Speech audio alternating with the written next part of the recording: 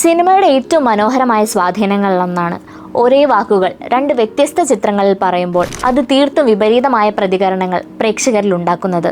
Dialogue മാറുന്നില്ല, പക്ഷെ അതിനു ചുറ്റുമുള്ള ലോകവും അത് പറയുന്ന ആളുകളും കഥയുടെ ചട്ടക്കൂടുമെല്ലാം അതിൻ്റെ അർത്ഥത്തെ മാറ്റിമറിക്കുന്നു. അതാണ് സിനിമയുടെ യഥാർത്ഥ ശക്തി. അത് നമ്മുടെ പ്രതികരണങ്ങളെ രൂപപ്പെടുത്തുന്നു.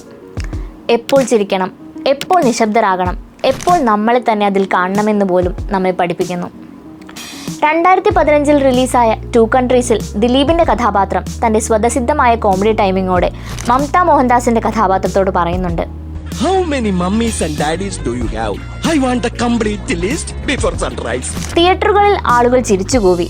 ഒരു പക്ഷേ ഇത് കേട്ട് ചിരിക്കാത്ത മലയാളികൾ വളരെ കുറവായിരിക്കും. ഞാനും ചിരിച്ചിട്ടുണ്ട്. കഥയിലെ സാഹചര്യം തമാശയ്ക്കായി നല്ലതുപോലെ ഒരുക്കിയിരുന്നു.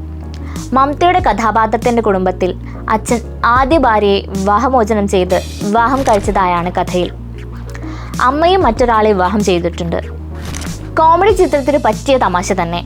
വിവാഹമോചനങ്ങളും രണ്ടാം മാതാപിതാക്കളും പിന്നെ ലേശ മസാലയും ചേർത്ത് നല്ല ചൂട് നർമ്മത്തിൽ പൊരിച്ചെടുത്തു. ആളുകൾ ചിരിച്ചു, കാരണം അത് തന്നെയാണ് പ്രതീക്ഷിച്ചതും. നീണ്ടകാലം മലയാള സിനിമ ഇത്തരം സാഹചര്യങ്ങൾ അതേ രീതിയിൽ കൈകാര്യം ചെയ്തു. വിവാഹമോചനം, രണ്ടാം മാതാപിതാക്കൾ, സങ്കീർണ കുടുംബങ്ങൾ തുടങ്ങിയ തലക്കെട്ടുകളെ സ്നേഹത്തോടെയും സഹാനുഭൂതിയോടെയും ആരും അതുവരെ പരിശോധിച്ച് കണ്ടിട്ടില്ല. പകരം അതിശയോക്തി കലർത്തി പരിഹസിക്കാൻ മാത്രം ഉപയോഗിച്ചു. ശേഷം ചിരിക്കാൻ ആളുകൾ കിട്ടുകൊടുത്തു. സാമൂഹിക അസാധാരണകളെ അടിസ്ഥാനമാക്കിയുള്ള നർമ്മത്തിൻ്റെ പാരമ്പര്യമായിരുന്നു അത്.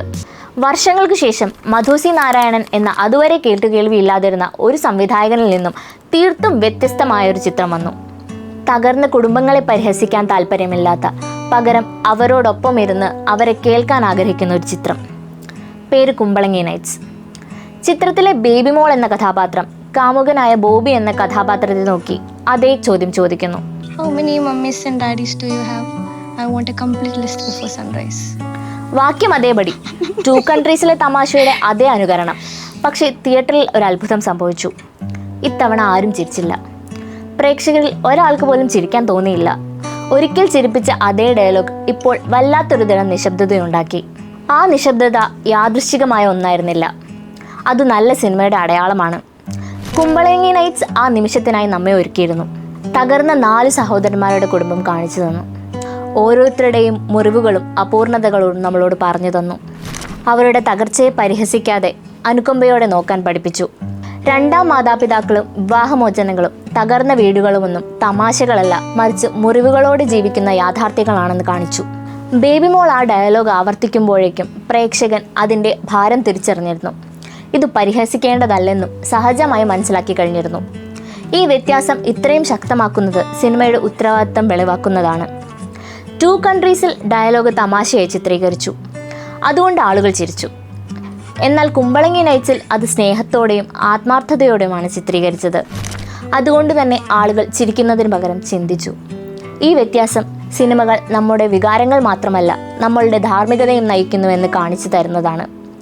എന്തിനു ചിരിക്കണം, എന്തിനു കരയണം, ക്രെഡിറ്റ്സ് കണ്ടു കഴിഞ്ഞ് വീട്ടിലെത്തുമ്പോൾ എന്തു നമ്മുടെ ഉള്ളിലുണ്ടാകണം എന്ന് തീരുമാനിക്കുന്ന സിനിമകളെ പൂർണ്ണമാക്കുന്നത് അതിൻ്റെ എഴുത്താണ്. ഈ താരതമ്യം ഒരു വലിയ സാംസ്കാരിക മാറ്റത്തെക്കുറിച്ചും സൂചിപ്പിക്കുന്നു. ഒരിക്കൽ തമാശയായി കടന്നുപോയത് ഇപ്പോൾ ക്രൂരമായിരുന്നു എന്ന് തോന്നാൻ തുടങ്ങി. കുമ്പളങ്ങി നൈറ്റ്സ് പോലുള്ള ചിത്രങ്ങൾക്ക് ഈ മാറ്റത്തിലുള്ള പങ്ക് ചെറുതല്ല. നമ്മളുടെ അയൽവാസികളിലോ സ്വന്തം കുടുംബത്തിലോ കൂട്ടുകാരിലോ ഇത്തരം സങ്കീർണതകളോടെ ജീവിക്കുന്നവരുണ്ടെന്ന് തിരിച്ചറിയാൻ നല്ല സിനിമകൾ പ്രേരിപ്പിച്ചുകൊണ്ടിരിക്കും. ആരുടെ ജീവിതവും തമാശയല്ല, അവരുടെ ഐഡന്റിറ്റികൾ നോക്കി ചിരിക്കാനുള്ളതുമല്ല. കുമ്പളങ്ങി നൈറ്റ്സ് എന്ന ചിത്രം കുടുംബത്തെ തന്നെ പുനർനിർവചിക്കുന്നതിലുള്ള സൗന്ദര്യമുണ്ട്. കുടുംബം എന്നത് അമ്മയും അച്ഛനും കുട്ടിയും എന്നൊരൊറ്റ സങ്കല്പത്തിൽ മാത്രം ഒതുങ്ങുന്നതല്ല. അത് സ്നേഹത്തോടെയും പിന്തുണയോടെയും അപൂർണതകളോടെയും കൈവിടാതെ ഒരുമിച്ച് നിൽക്കാനുള്ള ധൈര്യമുള്ള ഒരു ഒത്തുചേരലാണ്.